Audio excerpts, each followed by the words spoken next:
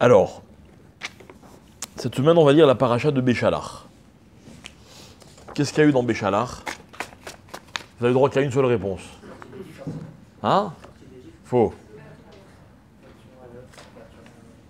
C'est la seule réponse que vous me donnez? Qu'est-ce qu'il y a eu d'autre? Il y a eu deux nissim incroyables. L'ouverture de la mer Rouge et la manne, Razak. Et entre les deux, mon corps balance. D'accord? Maintenant, c'est vrai que l'ouverture de la mer Rouge, ça reste quand même le Nes, on va dire le Nes, on va dire le plus dominant. Et on va essayer d'expliquer pourquoi, en parlant également de la traversée de la manne. Ok? Alors, lorsque la Torah nous raconte l'ouverture de la mer Rouge, comment ça se passe, donc je retrace très rapidement ce que vous savez déjà tous, mais c'est important. Les Juifs sont sortis d'Égypte, donc on est sortis d'Égypte dans la paracha de Bo, d'accord? Akadosh Baruch Hu leur fait faire un détour, pour certaines raisons. Paro interprète ce détour parce qu'il s'en aperçoit comme étant une hésitation de la part des Juifs, donc il décide d'aller les récupérer. En même temps, il regrette de les avoir laissés partir, alors il leur court après. Donc imaginez la scène, tout d'un coup les Juifs arrivent devant la mer, derrière les Égyptiens qui arrivent au galop super armés, d'accord? La Torah raconte qu'ils ont pris tout ce qu'ils avaient de toutes les unités d'élite, et les Juifs sont coincés. Ok?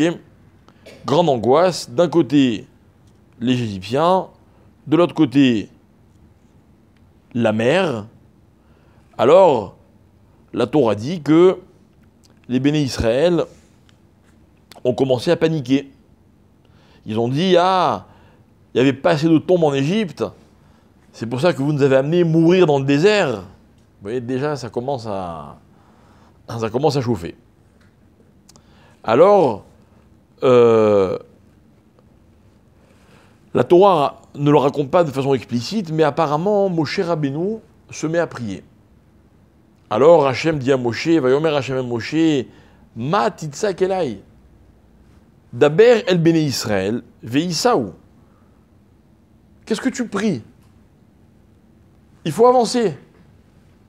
Bon. Alors il lui dit, lève ton bâton vers la mer et tu vas voir que la mer, Uvkaeu, elle va se séparer.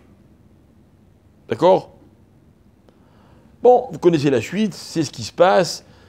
Un grand vent, une espèce de marée hyper impressionnante, on imagine. La mer s'ouvre, les Juifs passent dans la mer.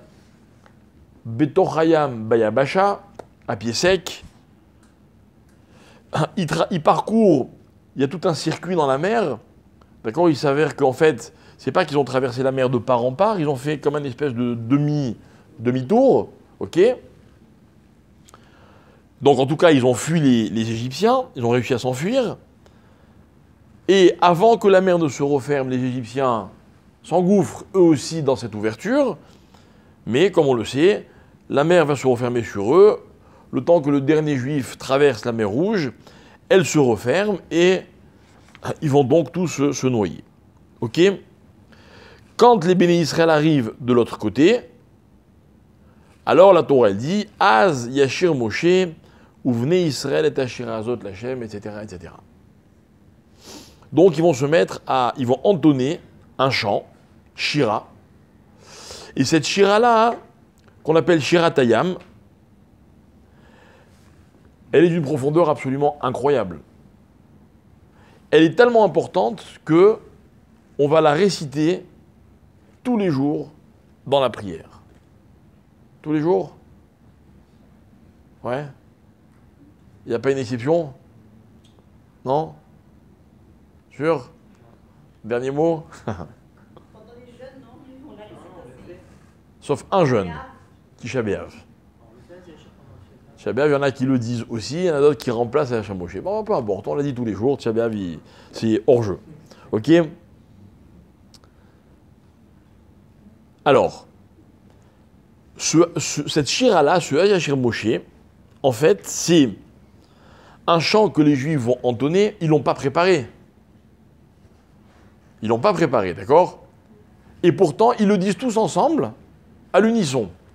Rien que ça, c'est un miracle. Je ne sais pas si vous avez déjà assisté à une prière dans une synagogue. C'est très rare que tout le monde chante les mêmes paroles en même temps sur le même ton. Ok? Là, non, tout le monde, sans l'avoir préparé. Ok? Cette shira est tellement importante qu'on va la réciter, comme on l'a dit, tous les jours. Alors dites-moi, où est-ce qu'on la récite, cette shira? À quel moment de la prière? À la fin de Psouké des Imra. Alors explique-moi un peu, qu'est-ce que c'est ces Psouké des Imra? C'est ce que c'est Psouké des Imra? C'est les psaumes, ok? C'est tout, c'est que des psaumes? Pardon? Des louanges. Mais qu'est-ce qu'ils ont de particulier, ces psaumes? David, sans doute. Mais encore, il y en a 150 des psaumes de David. Mais c'est pas tellement... Ce qui m'intéresse, c'est pas tellement ce qu'on y dit. C'est que il y a une partie de la prière qui s'appelle Psouké des Imra. Qu'est-ce que cette partie a de tellement particulier? Vous connaissez la réponse, hein? Je suis sûr. On ne dit pas le nom d'Hachem après Hachrei, il y a toute une suite. On dit le nom d'Hachem. Tous les psaumes ensemble jusqu'à la Shira. Mais encore une fois, ce qui m'intéresse, c'est pas le contenu. On va y revenir sur le contenu dans un instant, enfin à la fin de notre cours. Non, ce qui m'intéresse, c'est le statut de cette partie de la prière. Qu'il a de particulier? Par exemple, bon, je vais vous aider. Je suis un peu nul, hein? En chantant? On bénit Dieu, mais ça c'est toute la prière, on chante tout, nous. Non, non, c'est pas ça la particularité. Non, pas de demande. Alors je vais vous poser une question pour vous aider. J'ai le droit de m'interrompre au milieu de Psouké des Imra? Non? Pourquoi? Ah non. D'après l'art, pour les hommes. D'accord, les femmes, bon, font ce qu'elles veulent. D'accord? Pourquoi on a pas le droit de s'interrompre? On parle à Dieu tout le temps, on parle à Dieu. Non. Non, non, non, non, mais je corrige, c'est important. Si je dis des psaumes dans la journée, je m'arrête et je dis des psaumes. Au milieu des psaumes, j'ai le droit de m'interrompre? Oui. Alors quelle est la différence? On doit faire avec la banane. Non, vous savez, vous me rendez fou. Vous rendez un truc hyper simple, vous le rendez compliqué, quoi. La réponse, elle est hyper simple. Ah. Si tu brûles, tu n'as pas encore dit, hein? Parce qu'on commence avec Baruch Shama, on finit avec Ishtaba. Ah. Sauf. C'est parce que ces psaumes-là qu'on dit, ces psouké des Imra, sont encadrés par Baruch She'amar et Ishtabar. Et c'est quoi Baruch She'amar et Ishtabar? C'est en fait une seule et longue bracha, d'accord, dont le début de la bracha est Baruch She'amar, Baruch ata Hashem Elokeinu melech haolam ha'akel av ha'rachaman ha'meulal befe'amot Baruch ata Hashem melech haolam. C'est une bracha. Mais ça s'appelle dans la halacha une bracha longue, bracha arichta, qui termine par Baruch ata Hashem melech gadol u'meulal b'tishbachot kel ha'odaot, etc. La fin de Ishtabar. Donc, étant donné que je suis dans une bracha, j'ai pas le droit de m'interrompre. Donc c'est pas parce que je dis des psaumes, ou que les psaumes ils sont comme ceci ou comme cela, évidemment qu'ils ont une particularité, ces téhilim là, mais c'est que je suis en train de réciter une bracha. Psouké des Imra, c'est considéré comme une bracha. Donc j'ai pas le droit de m'interrompre au milieu de Psouké des Imra. Après, j'ai pas le droit non plus de m'interrompre entre Ishtabar et le début du Yotzer. Ça c'est encore un autre problème. Mais le statut de Psouké des Imra, c'est une longue bracha dans laquelle on inclut des psaumes et un autre texte, Vaïvaer David, et enfin, Hayashir Moshe. Vous avez compris? Ouais. Ça veut dire qu'on ne peut pas prendre ce qu'on veut dans les trucs des mois. Apprendre? Non, prendre, ça veut dire des fois on peut passer à l'Alléluia là, enfin non, on peut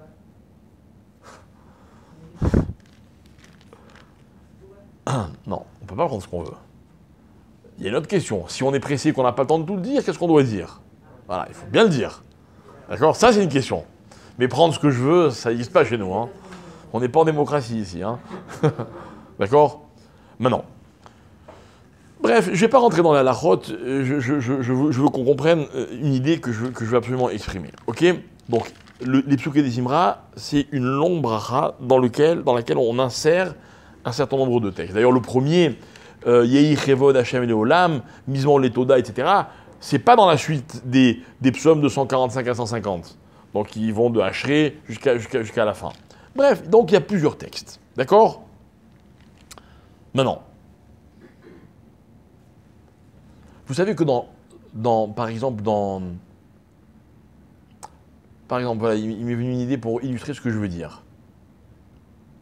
Je vais ranger les livres de Torah, d'accord? Et j'ai un livre de Gemara, un livre de Mishnah, un livre de Psaume et un Chumash. Comment je dois les ranger? Alors, lequel je mets dessus?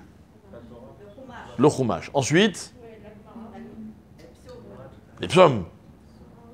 Ensuite, la Mishnah d'abord et la Gemara après. Pourquoi? C'est très simple. Parce que dans l'ordre, d'abord la Torah a été donnée, ensuite les Nevi'im, les prophètes, ensuite les Ketuvim, donc Tehillim c'est Ketuvim, ensuite, plus tard, il y a eu la Mishnah, et ensuite il y a eu la Gemara. D'accord? Donc on respecte l'ordre. Pourquoi? Parce que l'ordre chronologique, écoutez bien, il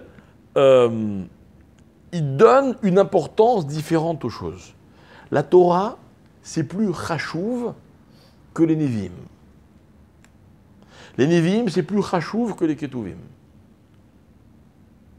La Mishnah, c'est plus chachouv que la Gemara, donc je dois mettre au-dessus. La tfila, les livres de tfila. Ça a été écrit quand, la tfila?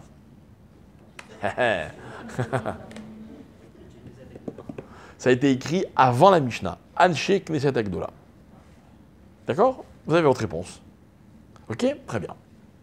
Maintenant, en réalité, d'après la halakha, ce qu'il faut vraiment observer, c'est que le Chumash doit être au-dessus de tout le reste. Le reste, on est moins regardant. On va dire Torah, Nevim, Ketuvim. Après, Chumash, Gemara, Sidour, tout ça, c'est moins important. D'accord? Alors, demande le Zohar. Le Zohar, il pose une question. D'accord? D'abord, à l'origine, il y a un texte dans le Shulchan Aruch, donc qui dit que tous les matins, on se doit de réciter la Shira à la fin des Psuké des Imra. Demande le Zohar.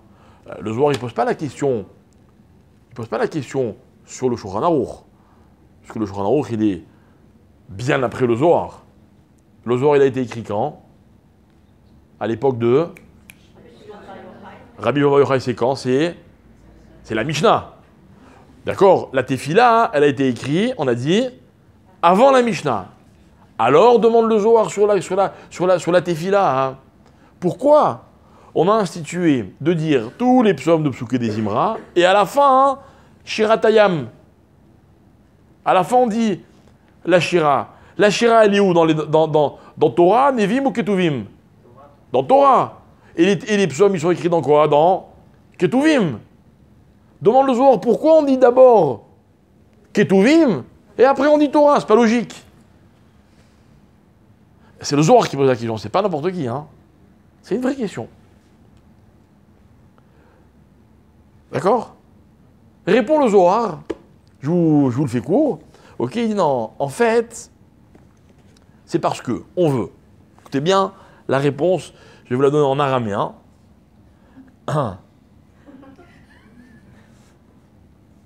Non, comme je vois qu'en hébreu vous êtes nuls, peut-être en araméen vous êtes meilleurs, on va voir. Ok, non, je plaisante. Hein. En araméen, parce que le Zohar il est écrit en araméen, il dit Samir litzlota de meyushav kema de ukmina. Le Zohar il dit comme ça, il dit non. Comme on a fait, c'est bien. Pourquoi? Parce qu'on a été sommaire, on a collé, on a juxtaposé, quoi? La Shira, litzlota de meyushav. C'est quoi Meyushav? Facile. Assis. C'est quoi Tzlota? Il a fait. Utzloté, Dechol, Chae, Kodamar, Sedika, on dit dans les slichot. Dans les slichot, le mot Tzloté, il revient très souvent. D'accord? Tzloté, ou Tzlota, c'est une prière. Une prière. Tefila, en araméen, c'est Tzlota. D'accord? Dit le Zohar. En fait, pourquoi on a mis la Shira à la fin? Pour que la Shira elle soit collée à la prière des Meyushav. Je ne sais pas la prière des Meyushav. C'est quoi la prière assise? Alors en fait, dans la prière, il y a deux moments essentiels. C'est quoi les moments les plus importants de la prière? Shema et Amida. La Amida, on l'a dit comment? Comme son nom l'indique. Debout. Et le schéma, comment il faut le dire? Il faut absolument le dire assis. D'accord? Donc, Tzlota des Meyushav, c'est le schéma. Alors, dit le Zohar, vous savez pourquoi on a mis la Shira après les Tehillim? Alors que normalement, ça aurait dû être avant. Parce qu'on voulait que la Shira soit le plus près possible du schéma. D'accord? Alors maintenant, on se retrouve avec une donnée qu'il va falloir comprendre. Pas qu'une donnée, plusieurs données. Premièrement, on veut que la Shira soit près du schéma. Pourquoi? Deuxièmement, le Zohar, il a pris un risque. Pourquoi?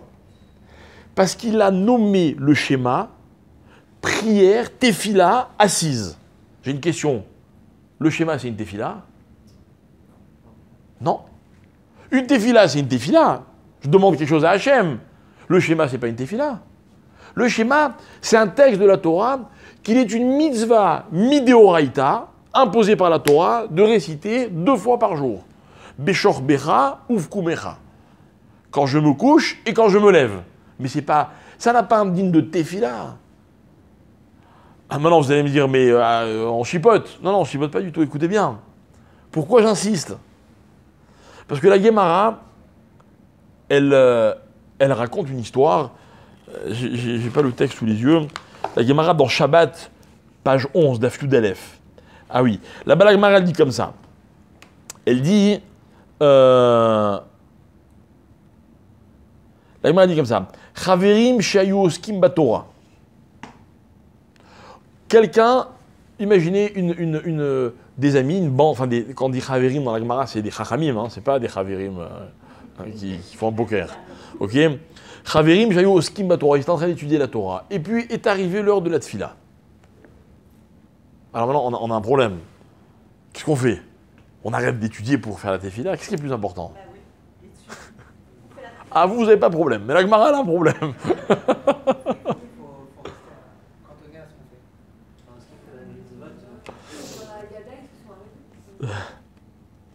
Ils sont arrêtés pourquoi?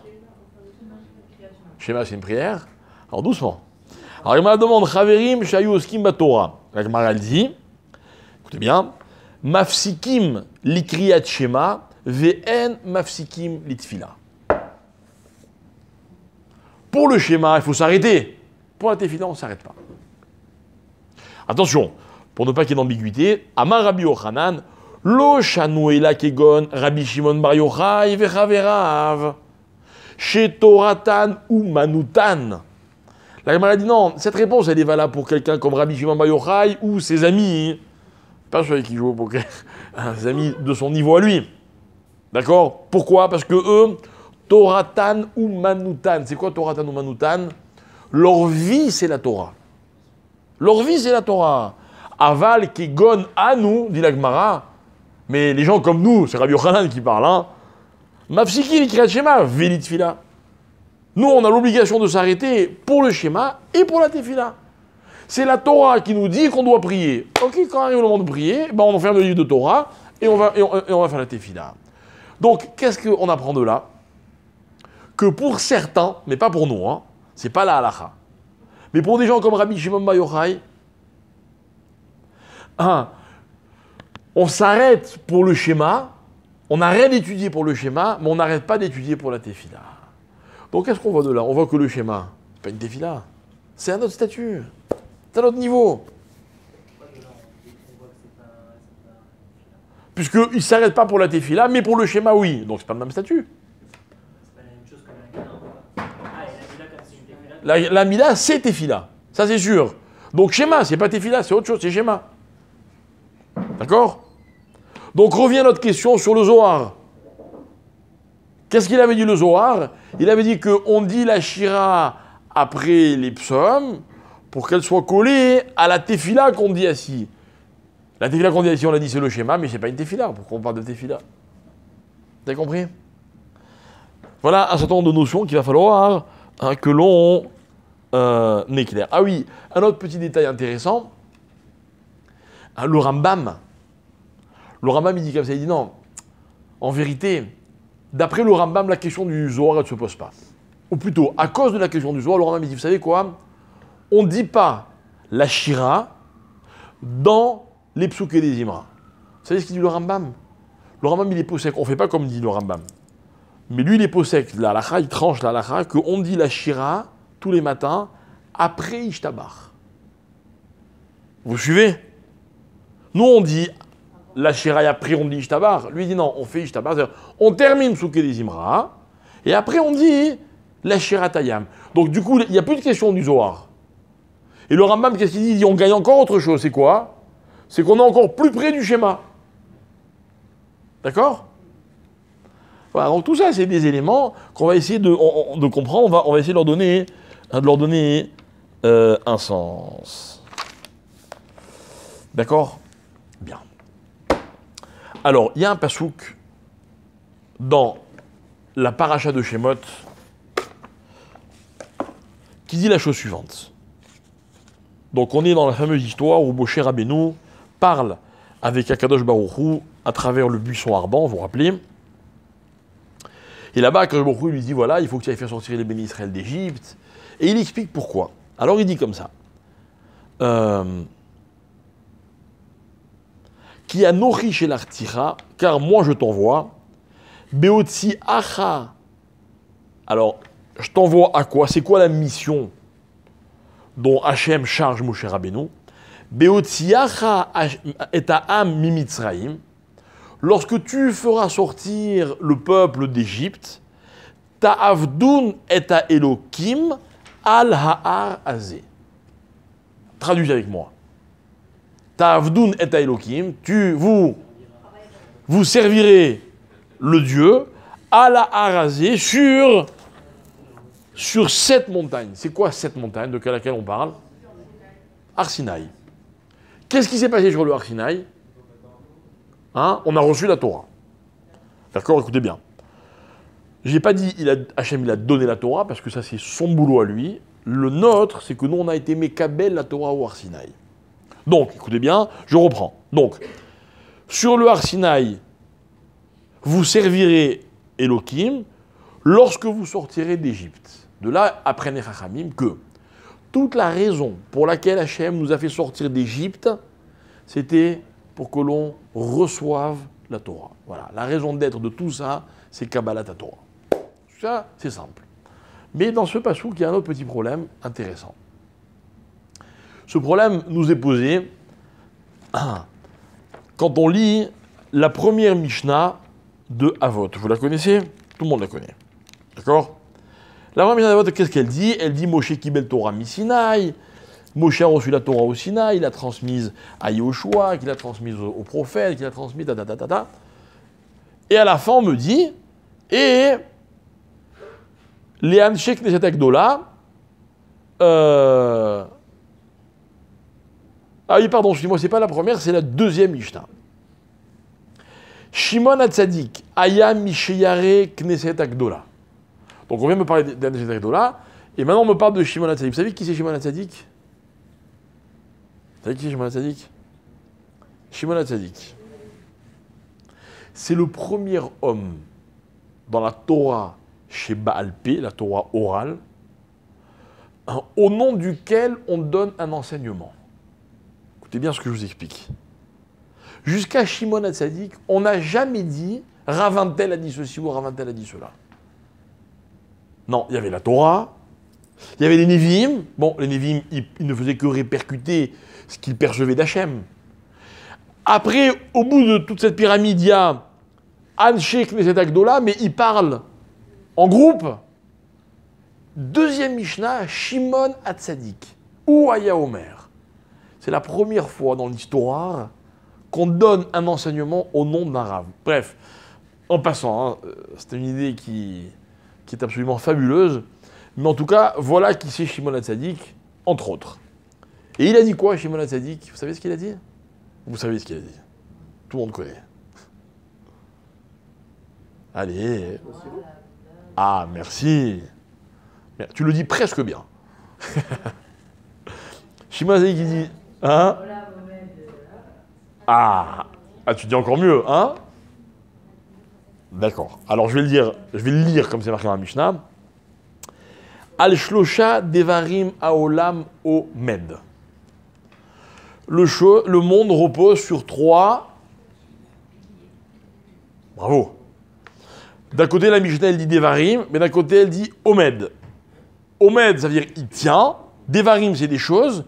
Mais en fait, ces choses-là, c'est quoi? C'est 3 piliers. Dans le monde, il y a 3 Hamoudim. Il y a le Hamoud Torah, à la Torah. Le Hamoud Avoda, à la Avoda. Et le Hamoud Gemilut Chasadim. D'accord? Ça aussi, c'est 3 thèmes. La Torah, c'est ce que je reçois. La Avoda, c'est ce que je fournis. Et Gemilut Chasadim, c'est mon environnement. Est-ce que je pense qu'à moi, ou alors j'essaye d'inclure tout le monde dans ma perception, dans mon existence, dans ma façon de comprendre les choses. Il y a 3 Hamoudim. Torah, Avoda, Gemilut Chasadim. D'accord? Question. Les Juifs vont sortir bientôt d'Égypte. On est dans la paracha de Shemot. Ils vont sortir pourquoi? Attendez, avant de me répondre, je repose bien ma question. D'après vous, pour lequel de ces 3 Hamoudim, de ces 3 piliers, les Juifs vont sortir d'Égypte? Torah. Torah. Alors je relis le pasouk. Beotiara eta mimitzraïm, écoutez bien, ta'avdun eta Elokim. C'est quoi ta'avdun? C'est lequel pilier? Avoda. Ah, décidez. Avoda ou Torah? Avoda. Mais il va se passer quoi sur la montagne? Ils vont voir la Torah. Mais alors, c'est 2 Hamoudim différents. Il y a un Hamoud Torah, un Hamoud Avoda. Pourquoi le pasouk il les mélange? Alors dites-moi les 3 ici déjà, pourquoi que les 2? Non, la Torah c'est la Torah, l'Avoda c'est l'Avoda. Mais alors pourquoi on en a fait 2 Hamoudim? Je comprends pas ce que vous me dites. Si vous me dites Torah et Avoda, ça revient en même, c'est pareil, c'est indissociable. Alors pourquoi 2 Hamoudim? Et si les 2 Hamoudim ils sont indissociables, alors où est le 3e? Oui, mais il n'est pas marqué. Il n'est pas marqué dans la Torah. Alors qu'est-ce qu'il me dit ce pasouk? Il me ramène 2 Hamoudim. Et d'ailleurs, de vous à moi, Kabbalat Torah, c'est Torah ou c'est Avoda? A priori, c'est Torah. Comprenez qu'avant ce moment-là de Hala Harazé, de ce qui va se passer sur la montagne, on ne sait pas ce que c'est la Torah. Donc d'abord, on commence par recevoir la Torah. Alors pourquoi on parle de Ta'avdoun? Pourquoi la Torah, juste là, elle emploie ce verbe? Elle aurait dû dire t'es Kabloun. Non, mais parce qu'il faut travailler la Torah. Mais évidemment qu'il faut travailler la Torah, madame. On ne discute pas. Là-dessus, il n'y a pas de question. Mais c'est juste que c'est pas approprié. C'est pas là qu'il fallait l'écrire. Si on me divise la Torah et la Avoda en 2 piliers, ok, je veux comprendre le moment de Matan Torah, on parle de quel pilier? C'est un match. Hein? C'est un match. On reçoit la Torah et on fait un effort pour la. Pour recevoir la Torah, il faut les 2 autres. Alors, vous recommencez. Il est où le 3e? On n'en parle même pas. Non, mais il est où, marqué où, là, dans le pasouk? Ce qui me dérange, c'est qu'il n'y en a que 2. Il aurait fallu me dire ou un des 3, pardon, ou les 3, ou alors choisir le bon, celui de Torah. Israël, c'est l'ensemble. Puis en plus, aujourd'hui, c'est dimanche. Alors, donc, on a un problème, d'accord, qu'il faut essayer de comprendre. Pourquoi on me parle de Avoda au moment où on est censé me parler du Hamoud de la Torah? Voilà la question. Ok? Réponse. Apparemment, il y aurait 2 choses différentes. Il y aurait Torah dans le sens de l'imoud, c'est d'ailleurs ce que vous avez voulu dire. Torah dans le sens de l'imoud, il y a des moments où il faut étudier, on étudie pour étudier, mais le travail de l'homme, qui consiste à être Mekabel et à Torah, Kabbalat à Torah, c'est pas l'imoud à Torah. C'est pas l'étude de la Torah. Ça, c'est pas encore les actions. Kabbalat à Torah, c'est une avoda. Je vais expliquer ce que je veux dire. Quand la Mishnah, elle dit à la Torah, à la avoda, al gemilut chasadim, c'est quoi pour vous avoda? C'est aller bosser tous les matins au boulot, au bureau? Servir Hachem. C'est quoi servir Hachem? C'est quoi la différence qu'il y a entre Torah et servir Hachem? Torah, c'est pas servir Hachem. Faire les mitzvot de la Torah, c'est servir Hachem. C'est son moyen. C'est les actions qu'on fait de la Torah. Oh. Alors, non, écoutez bien, ce que vous dites n'est pas faux, mais il faut être précis. Le mot avoda, il a une définition précise. Pas tout n'est appelé avoda. Alors, j'explique. Mettre mes téphilines, allumer mes bougies du Shabbat, c'est une mitzvah. Mais ça n'a jamais été appelé avoda. Attendez, ça n'a jamais été appelé avoda. Ok? Ah, dans quelle catégorie ça se trouve? Ça se trouve dans la catégorie de Torah. Je fais la Torah. Je mets mes téphilines, j'allume mes bougies, je mange kasher, j'étudie la Torah. Tout ça, c'est Torah. Moi, je suis un juif qui observe la Torah. J'essaye. Qu'est-ce que c'est que avoda? Avoda, il y a deux choses qui ont été appelées avoda. J'ai entendu quelqu'un les a dit, enfin 2 personnes les ont dit. Premièrement, la avoda du Beth Amikdash, les sacrifices. Ça, c'est homologué, ça s'appelle avoda. Et qu'est-ce que c'est que la deuxième chose qui est appelée avoda? La tefila. Il a fait. Ça veut dire qu'il fut un temps où la avoda, c'était d'aller au Beth Amikdash. On ne peut plus y aller. Qu'est-ce qui remplace la avoda du Beth Amikdash? La tefila. Donc la tefila, elle a hérité du statut de avoda. D'accord? Alors la Gemara, dans le traité de Nida, page 70, Daf Aïn, la Gemara raconte une histoire. Elle raconte que les Anshe Alexandria, c'était des sages, les sages d'Alexandrie. Ok. Un jour, ils ont rencontré, dit la Gemara, un rave qui s'appelle Rabbi Yehoshua ben Hanina. Et ils lui ont posé plein de questions. Ils lui ont posé des questions sur la Torah, sur la Emouna, etc. Et la Gemara raconte toutes les questions qu'ils lui ont posées. Et Rabbi Yehoshua ben Hanina, il a répondu à toutes les questions. Et à un moment, ils lui demandent, ils lui disent comme ça, Ma ya'aseh ha'adam veyarkim. Il lui dit, dis-nous, qu'est-ce que l'homme doit faire pour devenir intelligent? Ça vous dirait? Ouais. Alors la Gemara dit, Rabbi Yehoshua il leur dit, Amar lahem, yarbe bi yeshiva, veimat bisrora.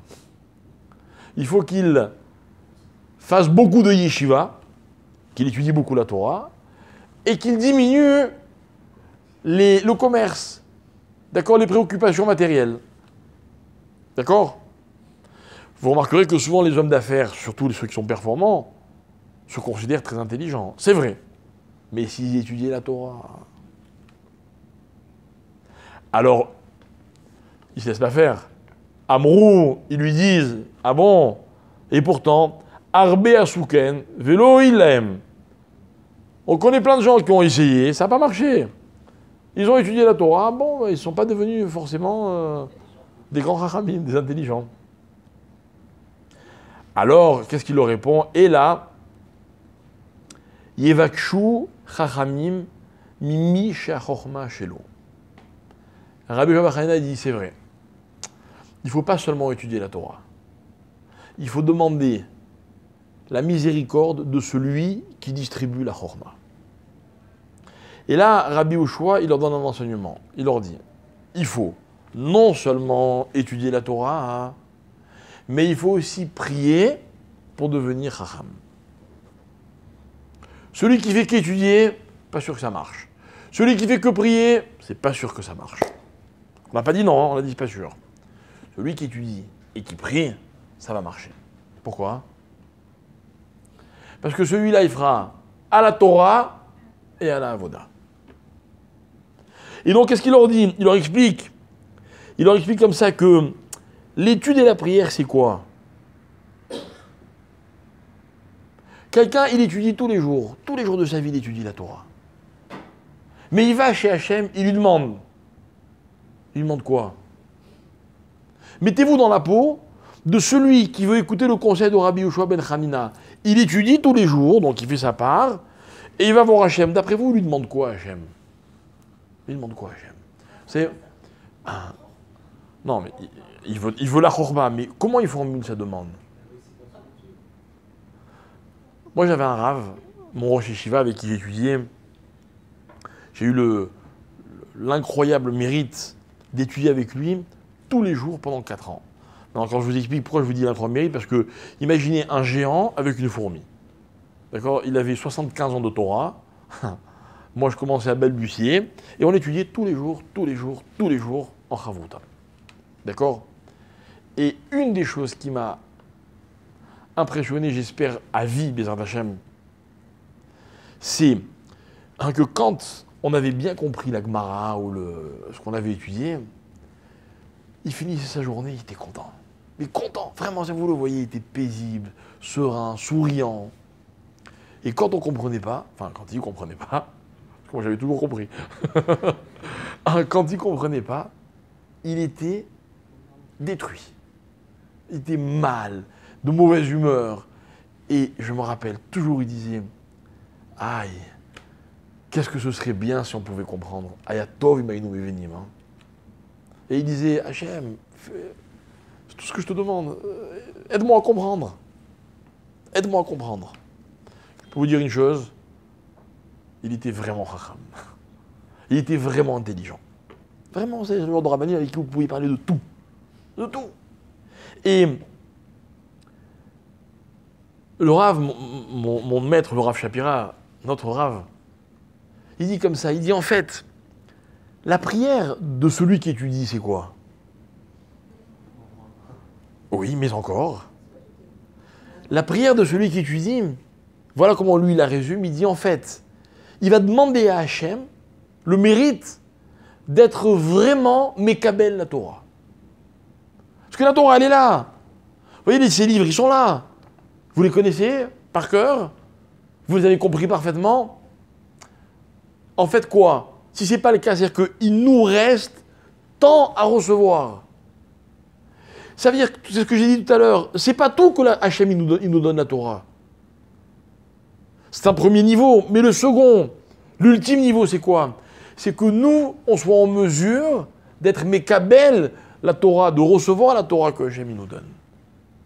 Alors Rabbi Yoshua ben Hanina, il dit à ces gens-là, il dit, vous savez comment on fait chez nous pour être intelligent? On étudie. En d'autres termes, on se casse la tête. On fait tous les efforts. Mais on supplie Hachem que par le mérite de ces efforts, on ait la chance d'être Mekabel la Torah. Alors, on devient intelligent. Alors, on est Mekabel la Torah. Alors, la Torah, elle nous transforme. Donc, qu'est-ce qu'on voit de là? On voit de là que, en fait, prier, c'est indispensable pour être Mekabel et ta Torah. Voilà pourquoi Hachem, qu'est-ce qu'il dit à Moshe? Lorsque vous sortirez d'Égypte, il est où mon pasouk? Ok? Alors, Tavdoun et Elohim à la Harazé. Et quand vous arriverez à la montagne et que je vous donnerai la Torah, c'est pas tout. Il va falloir que vous priez. Moi, je la donne. Est-ce que vous allez la recevoir? Ça va dépendre de votre avoda. Et en fait, on voit de ce pasouk qui est anodin, on aurait pu le lire. On l'a lu, enfin moi, je ne sais pas combien de fois sans même faire attention. Que Hachem, dans le même pasouk, qui me dit attention, hein, Torah et avoda, c'est indissociable. Exactement la réponse que Rabbi Yoshua ben Hanina a donnée aux sages d'Égypte, d'Alexandrie, qui n'étaient pas juifs. Et ils ont accepté cette réponse. On dit, ah, on a compris. Torah et avoda. Ok? Prenons un autre exemple. Prenons un autre exemple. Et on va revenir au schéma. Le schéma, vous le savez, on doit le réciter tous les jours. 2 fois par jour. Ok? Et le Rambam notamment, bref, tout, la Gemara, dit voilà, on dit le premier paragraphe, Shema Israël Ve'afta, après Ve'ayim Shamoa, après Vayomer, et chacun de ces passages, il a une fonction. À travers chaque passage qu'on va lire, on est mékabel quelque chose. Ok? Alors, par exemple, le deuxième, on est mékabel quoi? On est mékabel les mitzvot. Comment on est mékabel? Comment on accepte sur nous les mitzvot? Regardez, c'est très facile. Ve'ayim shamoa tishmeu mitzvotai. Si vous écoutez mes commandements, ok? Le'ahava et Hashem Elokechem ul ovdo. Vous acceptez de le servir. C'est quoi accepter de servir? Ok Hashem, ce que tu me dis, je fais.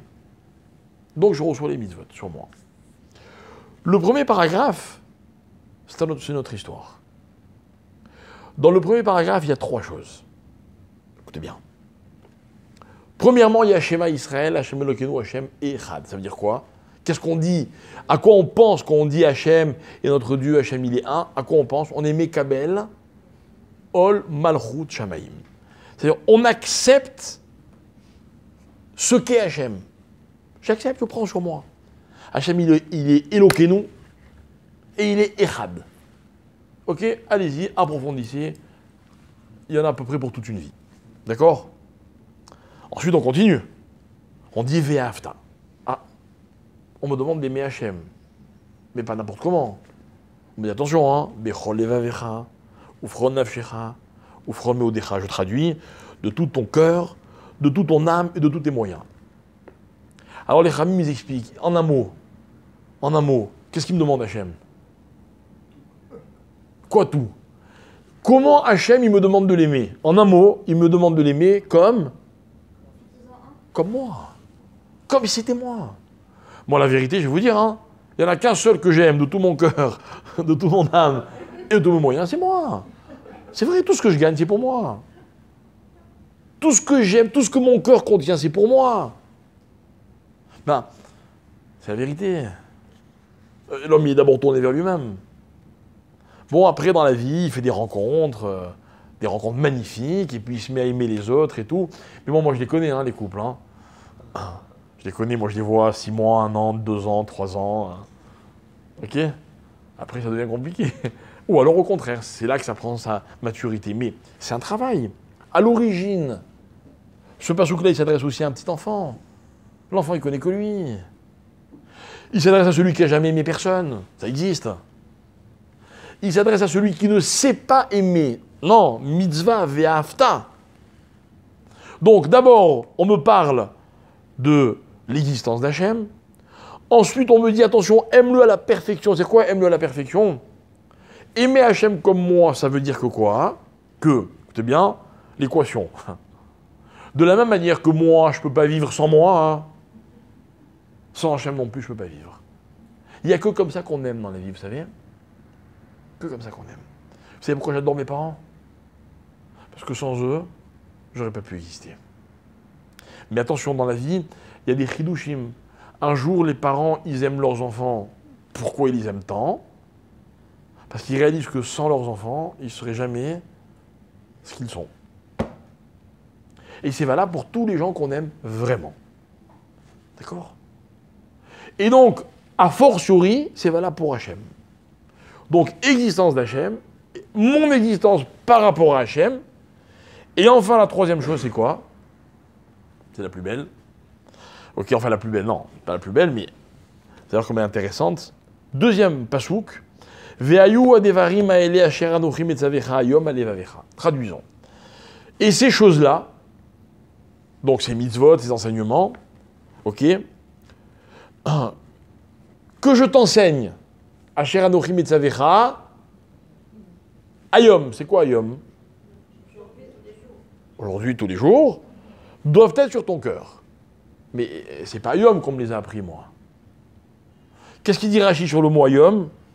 Hayom keilu, hayom nitnu. Comme si on te les avait donnés aujourd'hui. Alors là, écoutez bien, un truc incroyable. Il y a un passou dans la Torah qui dit comme ça, à propos de Matan Torah.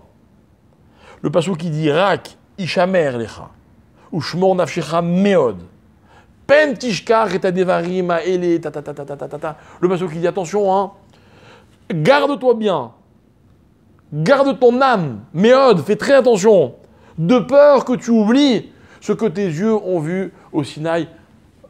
Enfin, la Torah le dit d'une autre façon, mais c'est ça l'enseignement. J'ai une triple interdiction. Une quadruple, pardon, parce qu'après il y a marqué Penya Sourou.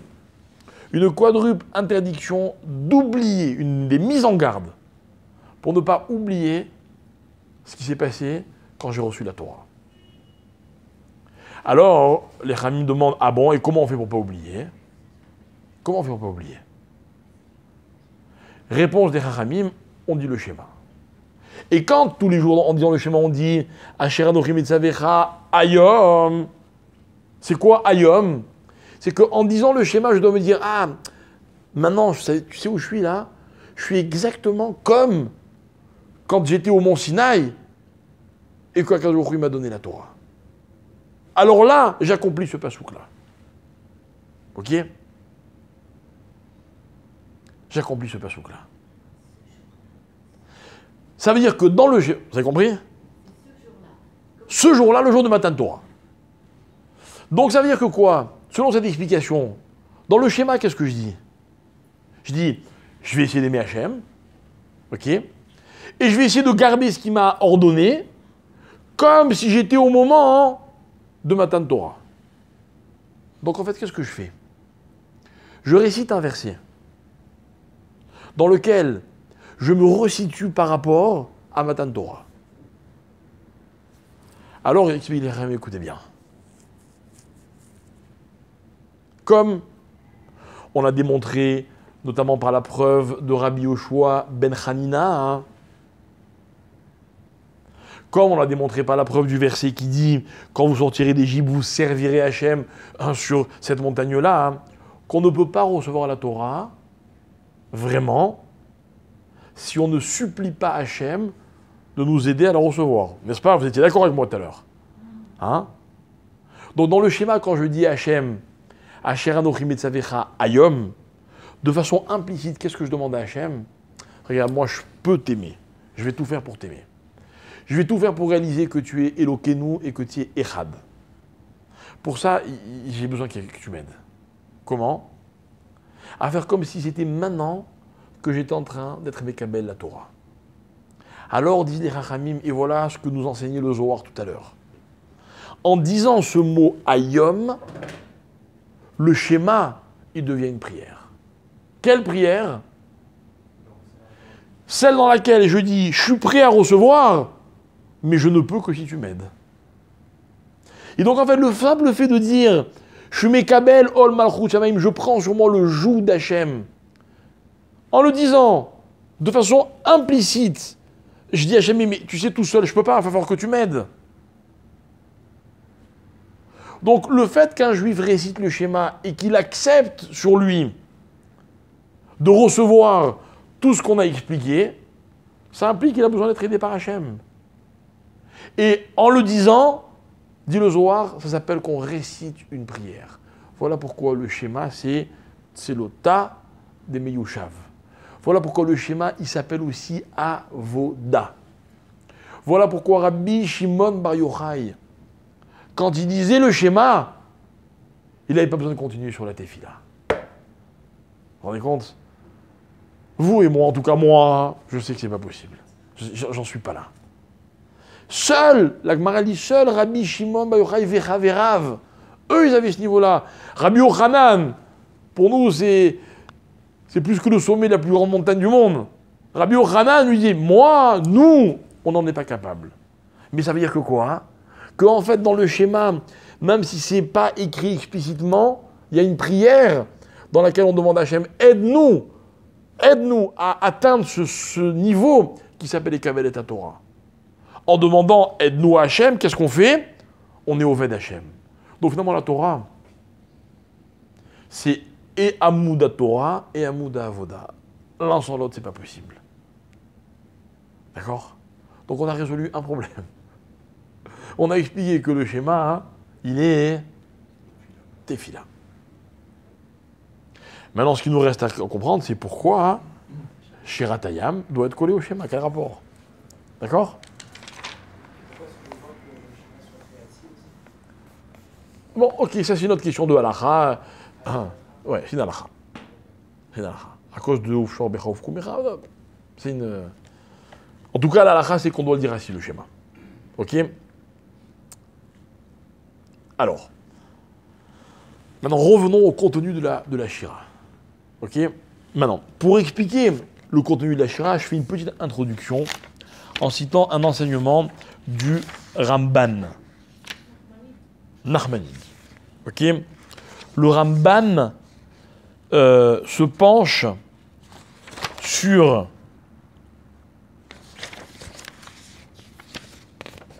l'autre thème fondamental de la paracha, c'est la manne. D'accord? Et le Ramban, il va se lancer dans une explication.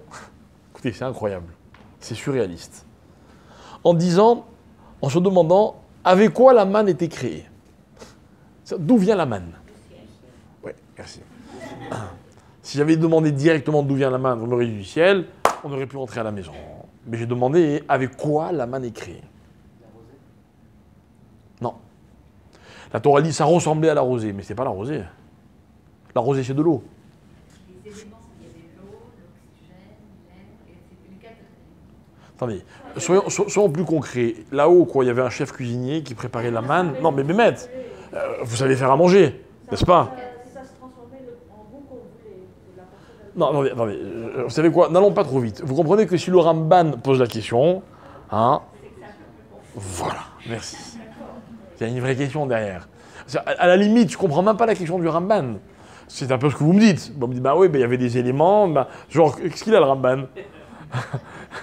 Mais si le Ramban il pose la question, c'est qu'on est un petit peu à un autre niveau. Ok? D'où vient l'élément qui s'appelle man? D'ailleurs, vous savez pourquoi ça s'appelle man? Parce que quand les gens la voyaient, qu'est-ce qu'ils disaient? Manhu, c'est quoi ça? Genre, c'est un mystère. La manne, c'est une question. N'est-ce pas? La manne, c'est une question. Et le Ramban, il va se lancer dans une réponse, mais incroyable, magnifique. Magnifique. Le Ramban, il va dire comme ça. En fait, vous savez, là-haut, dans le ciel, il se passe des choses très intéressantes. Il fait référence à la Gemara dans Brachot et à ce que dit le Rambam, Maïmonide, etc. Que dans le Olam Haba, on nous raconte que les tzadikim dans le Olam Haba, on nous dit comme ça. Attendez, parce que je veux surtout pas dire les mots qu'il ne faut pas et ne pas dire les mots qu'il faut. Ok? Voilà. Il y a marqué dans plusieurs textes que les tzadikim, dans le monde futur, ils sont nehenim miziv ashrina. Je traduis. Ils profitent, ils jouissent de la splendeur de la shrina. Ok? Et on est étonné, pourquoi? Parce que le mot nehenim miziv ashrina, il est curieux. L'expression elle est curieuse. C'est-à-dire que il y a quoi? Il y a un kiff là-haut, il y a un grand kiff qui s'appelle Ziv Ashrina. Un plaisir. Quoi, là où il kiffe? C'est ça le Olam Haba? Ouais. C'est le Olam Haba, c'est un plus grand kiff que ce qu'il y a sur Terre. Et après Olam Haba, il y a encore un plus grand kiff? Alors c'est quoi Ziv Ashrina? Mais c'est Attends, c'est aussi écrit Nehenim. Tu peux pas prendre ce qui t'intéresse. T'as compris? Il y a marqué Nehenim. Par exemple, on nous dit aussi qu'il y a une grande Séouda prévue là-haut un jour, un moment, avec du Léviathan. Quoi, c'est encore une histoire de... Excusez-moi, quoi, de bouffe, quoi. On va s'asseoir, on va se faire une bouffe. De quoi on parle? La vue? C'est pas mal ce que vous dites, hein. Pas mal du tout, mais il faut que je l'explique. D'accord? Il faut que je vous explique. D'accord? Donc, les Khamim, souvent on pose cette question, on me dit, mais pourquoi on nous parle de ce qui se passe dans un monde qui n'a rien à voir avec la dimension matérielle, en employant des mots matériels? Qu'est-ce qu'on va nous apprendre par là? Et la réponse, mes chers amis, elle se trouve dans le nom Ziv Ashrina. Ziv Ashrina, c'est quoi? Ziv Ashrina, c'est attendez, c'est un élément qui ne peut pas avoir de définition matérielle, c'est impossible. C'est-à-dire que le monde matériel n'a pas de achisa, de rapport avec l'expression Ziv Ashrina. On est complètement dans une dimension abstraite spirituelle. Et pourtant, le verbe avec lequel on conjugue la relation entre les tzadikim et la shrina, c'est nehenim. Comme on emploie le mot, ils vont manger, par exemple, au rocher Léviathan. Ça veut dire quoi tout ça? Alors écoutez bien. Écoutez bien. Les Khamim vont expliquer, ils vont dire. Et voilà le rapport entre la manne et la shiratayam. Pendant la shira, au milieu de la shira, il y a une expression que vous connaissez tous. Ok? Les Juifs chantent, d'accord? Et il y a un verset qui dit c'est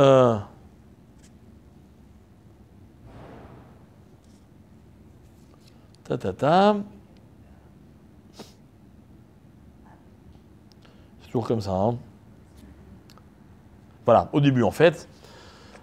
Ozi vezimratia vayil lishwa, ze eli ve'anveu, Elohe aviv arobemenu. Alors nous, ce qui nous intéresse, c'est ze keli. On peut pas dire le nom d'Hachem.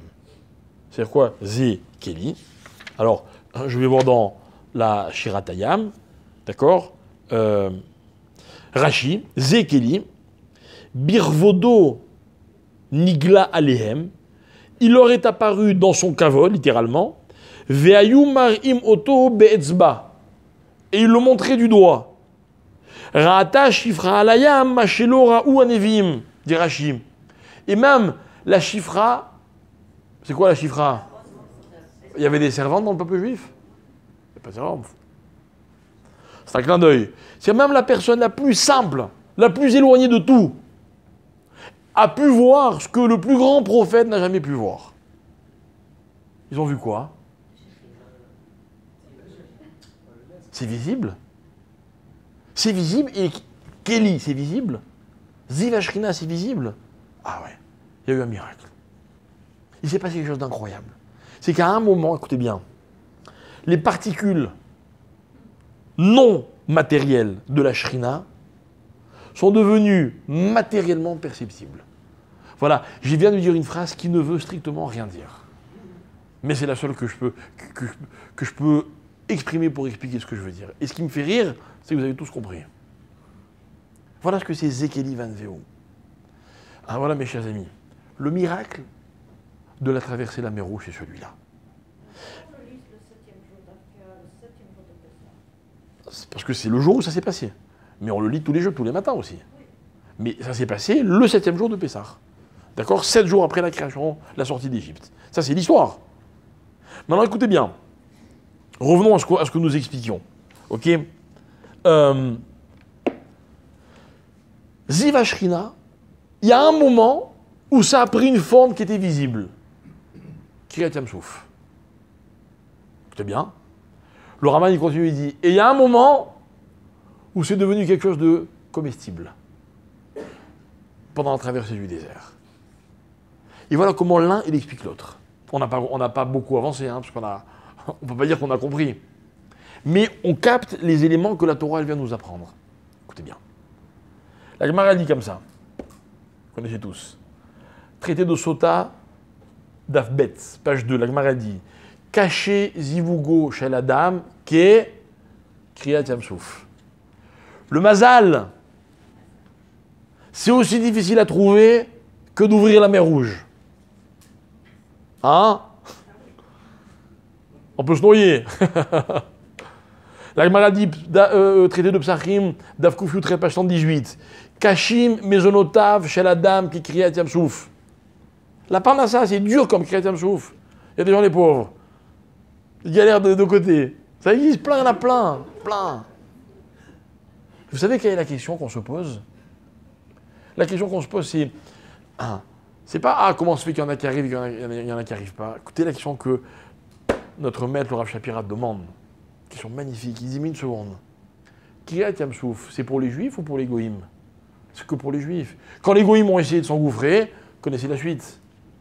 Il dit, alors comment ça se fait qu'il y a plein de goïms qui se marient, qui ont de la parnassa, et nous les juifs on galère? Croyez pas, tout le monde galère. Hein.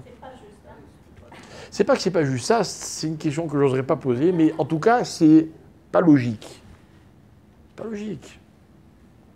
Et la Gemara en plus, la Gemara répond une réponse qui nous énerve encore plus. Oui, c'est vrai. Pour eux, c'est pas qu'écrit Kriyat Yam-Souf. Parce que Kriyat Yam-Souf, c'est que nous. Ah bon, c'est que nous. Et pourquoi c'est tellement dur? Ok. Alors écoutez bien. Je ne vais pas expliquer pourquoi se marier c'est dur et pourquoi la parnassa c'est dur. Je vais expliquer quel est ce moussag, ce concept qui s'appelle Kriyat Yam-Souf, comme la traversée de la mer Rouge. Et l'idée c'est la suivante. Moshe Rabbeinu, il est devant la mer Rouge. Les Juifs paniquent. Moshe il prie et il se fait engueuler. Et on lui dit, Matitsak est là, enfin, franchement, vous aurez été là-bas, il y avait mieux à faire qu'à prier. Moshe, il a fait ce qu'il devait faire. Qu'est-ce qu'il lui reproche, Hachem? Il lui reproche de ne pas comprendre. Enfin, c'est pas un reproche, mais en fait, il lui explique en lui disant ça. Il dit, mais, Moshe, dans le monde des Juifs, tu comprends pas que la mer, elle va s'ouvrir? Dans le monde des autres, je comprends. Il y a toujours une relation rationnelle. Il y a une normalité. Il y a la nature. Bon, ok, alors ils ont leurs problèmes, et ils ont les problèmes qu'ils n'ont pas. Un goy, il est beau gosse, il trouve à se marier facilement, c'est normal. Chez nous, c'est pas comme ça. Chez nous, c'est Kriyat Yam-Souf. C'est quoi Kriyat Yam-Souf? Écoutez bien. Les Khamim, ils disent, comment on appelle les Juifs dans la Torah? On les appelle les Ivriim. Comme Avraham à Ivri. C'est quoi Ivriim? C'est Me'ever Layam. C'est quoi Me'ever Layam? À l'époque de Avraham, parce qu'il venait de l'autre côté du Jourdain. Mais nous, c'est pas ça. Depuis Kriyat Yam-Souf, c'est parce qu'on est ceux qui avons traversé la mer. Et à partir de ce moment-là, mes chers amis, écoutez bien ce que je vous dis, plus rien ne sera jamais comme avant. On n'a plus la même relation avec les choses.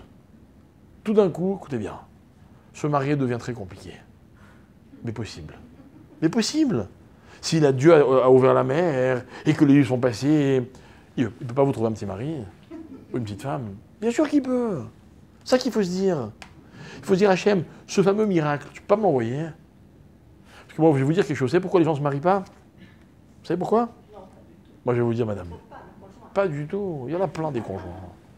C'est parce qu'ils oublient que le jour où ils vont se marier, ça va être un vrai miracle.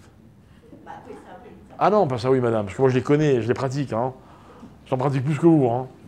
Ils sont persuadés qu'il y a toutes les chances qu'ils trouvent le bon ou la bonne. C'est vrai. Ils vous le disent pas, mais moi, je les entends. Le penser très fort.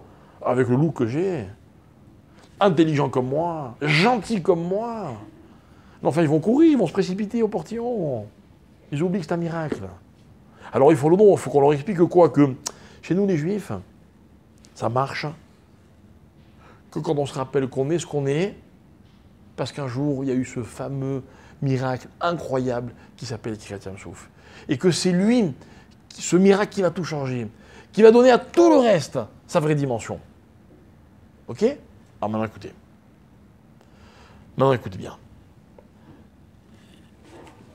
On a expliqué la manne.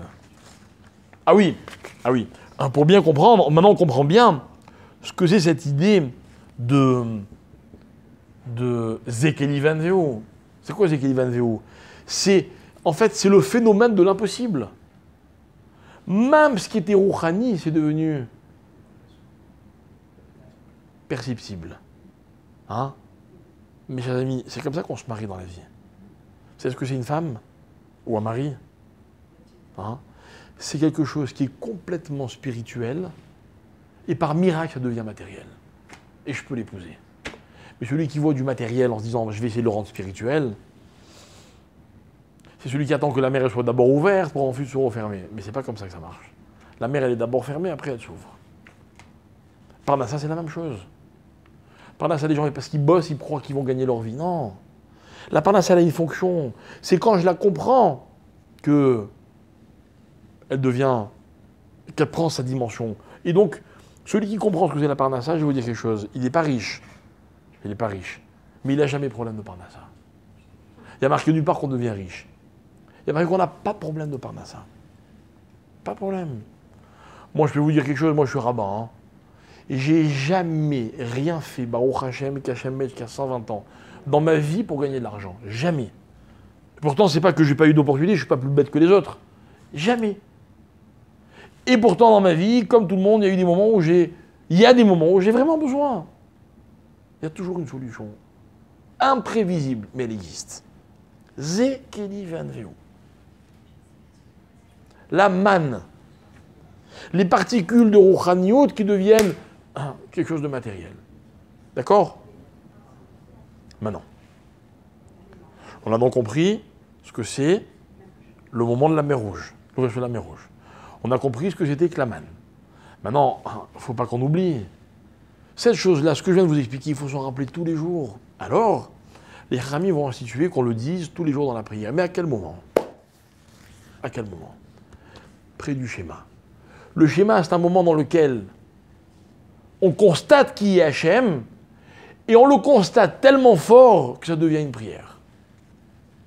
Et bien la Shiratayam, c'est la même chose. Je constate quelque chose d'incroyable, mais en même temps, il faut que ça devienne une prière. Et je vais expliquer ce que je veux dire. La Gemara, dans Shabbat, Dafkouf Yutret, page 118, elle dit comme ça, Amar Rabbi Yossi, Yehi Chelki im gomre alel bechol yom. Rabbi Yossi dit, si je pouvais être comme ces gens qui tous les jours disent le Hallel, tous les jours ils louent, ils remercient Hachem. C'est beau, non? Alors vous allez me dire, il a qu'à le faire. C'est pas la question. Rabbi Yossi, il rend hommage. Il est ému de ce qu'on peut remercier Hachem tous les jours en disant le Hallel. La Gemara demande, mais il y a marqué dans un autre texte, Aomer Hallel bechol yom areze mecharef ou megadef. Celui qui dit le Hallel tous les jours, c'est comme s'il insultait Hachem. D'accord? Donc on ne peut pas le dire tous les jours. Alors, dit la Gemara, non. Qu'est-ce que Rabbi Yossi a voulu dire? Ou il kaven les psouké des Imra. Et il disait que je fasse partie de ceux qui disent tous les jours les psouké des Imra. Alors on va faire un peu d'ordre très rapidement, j'ai bientôt fini. Ok? Premièrement, vous voyez de là que Rabbi Yossi, c'est pas qu'il faisait un souhait inaccessible, non. Juste, il disait, j'espère avoir toute ma vie la chance de faire partie de ceux qui disent tous les jours Psouké des Imra, j'imagine, comme vous tous. D'accord? Maintenant, un Psouké des Imra, c'est pas Hallel, non? C'est Hallel ou c'est pas Hallel? C'est Hallel? Non. Et pourtant, ça s'appelle Hallel, vous savez pourquoi? Parce qu'on dit tous les Alléluia. Et Alléluia, ça vient du mot Hallel. Donc ça s'appelle aussi Hallel. Mais c'est quoi la différence entre le fameux Hallel et le Hallel de Psouké des Imra? Alors écoutez ce que dit Rami, nous explique comme ça. Ils disent en fait, la différence est la suivante. C'est que le Hallel, c'est une prière qu'on récite quand il se passe quelque chose ou quand il s'est passé quelque chose d'extraordinaire. D'accord? Dans la Gemara, il y a un principe qui s'appelle Olam Keminago Noeg. La marche normale du monde. Olam, le monde, fonctionne selon son minag. Il y a un minag dans le monde. Tous les jours, il fait jour, tous les soirs, il fait nuit. La lune, elle grandit, puis elle diminue, puis elle rapetit. Et puis, il pleut quand il y a des nuages. En hiver, il fait froid. Mais Olam Keminago Noeg. Vous plantez, ça pousse. Olam Keminago Noeg. Et alors, le Hallel, c'est quand on remercie quelque chose d'unique, un phénomène. À Pessah, on dit le Hallel, on est sorti d'Égypte. D'accord? Il y a des moments dans l'année où on dit le Hallel. Rosh Chodesh, pareil. On a expliqué pendant Shabbat pourquoi Rosh Chodesh, c'est un moment exceptionnel. Très bien. Mais, demande les Rami, mais on ne doit pas aussi rendre hommage à Hachem pour tout ce qu'il y a de normal dans le monde, enfin, ce qui nous paraît normal, pour Olam Keminago Noeg? Alors les Rami disent oui. Olam Keminago Noeg, il faut louer et rendre hommage à Hachem tous les jours. Cessez le Hallel de Psouké des Imra. Mais pour les choses exceptionnelles, il ne faut pas remercier Hachem tous les jours. Pourquoi? Parce que finalement, c'est une insulte. C'est demain, Akadosh Baruch Hu, il ouvre la mer Rouge et on lui dit le même merci que celui qu'on dit tous les jours. Non. Il y a des moments dans la vie où il faut un merci qui est différent des autres, un merci exceptionnel.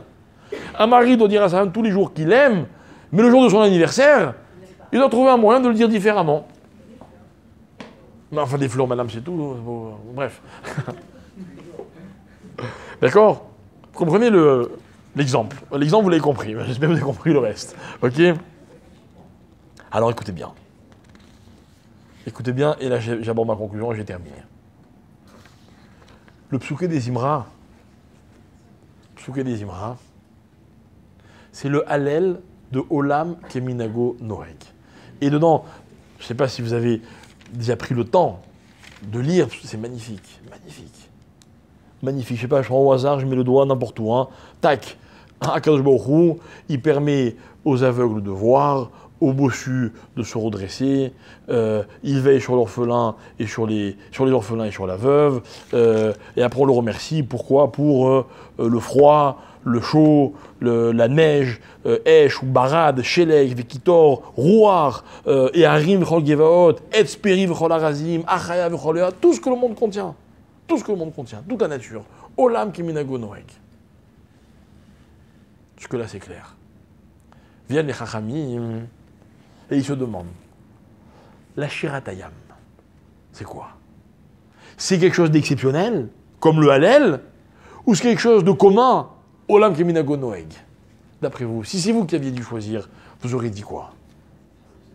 Exceptionnel. Donc on aurait dû dire quand? Comme on a dit tout à l'heure, le 7e jour de Pessah. Le jour où c'est arrivé, n'est-ce pas? C'est vrai, vous avez raison. Sauf que, les Ramim viennent, ils nous donnent une explication, ils nous disent, vous savez quoi?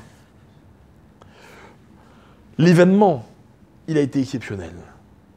Mais le changement que cet événement a apporté dans le peuple juif, c'est un changement de tous les jours. Il est permanent. Et en fait, vous savez quoi, mes chers amis? Vous savez ce que c'est être juif? Vous savez ce que c'est être un juif qui est sorti d'Égypte?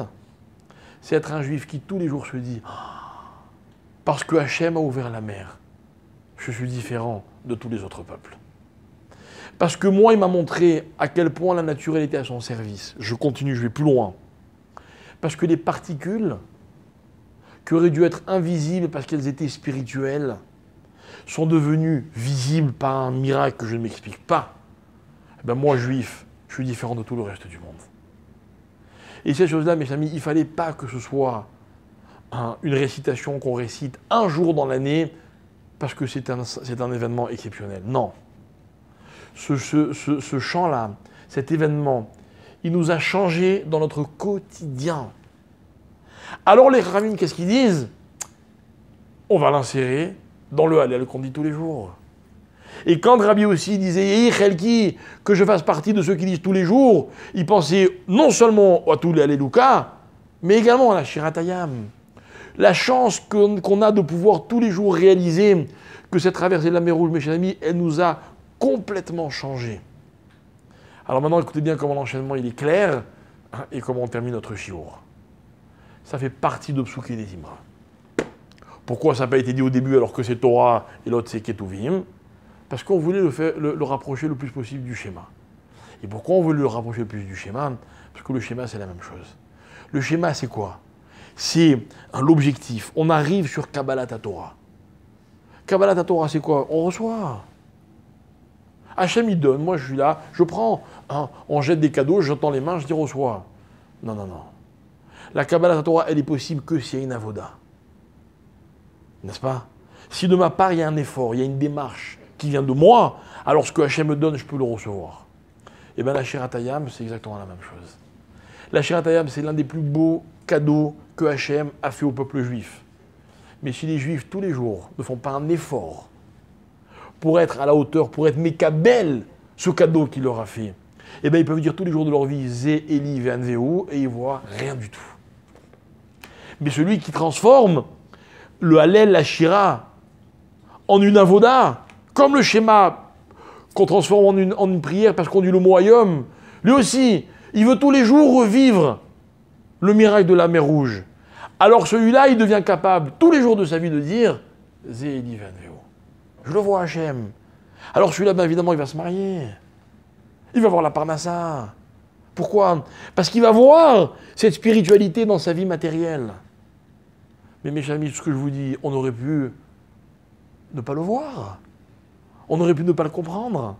On aurait pu réciter la Shira tous les jours sans même faire attention à ce qui est marqué. Il ne faut surtout pas. Voilà pourquoi, un disent les Chachamim, et je vous cite encore une dernière référence, il y a marqué que il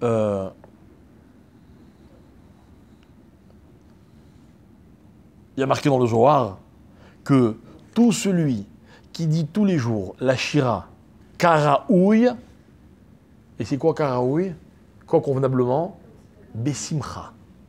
Besimcha. Zoré lidvarim gdolim. Alors forcément, il méritera de voir des grandes choses. Pourquoi?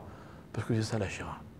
La Shira, c'est les grandes choses qui peuvent passer sous le nez d'un homme sans qu'il les remarque. Par exemple, la présence d'Hachem.